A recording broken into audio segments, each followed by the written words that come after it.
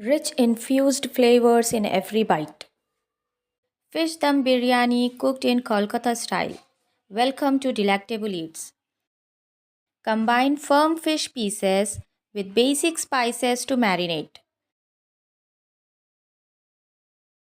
Heat oil in a biryani pot, add chopped tomatoes, and cook until soft and mashy. Add ginger garlic paste and saute so raw smell disappears.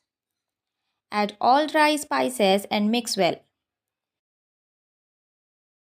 Now pour whisked yogurt, fried onions, and combine. As you see, oil starts to separate.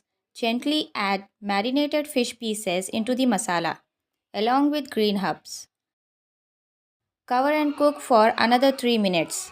Meanwhile, bring a large pot of water to a boil, adding whole spices and salt. Add drained basmati rice and cook until 80% done. Take off and spread partially cooked rice over the fish masala at the bottom in biryani pot, in even layer. Drizzle saffron infused water, lime juice, and ghee on top.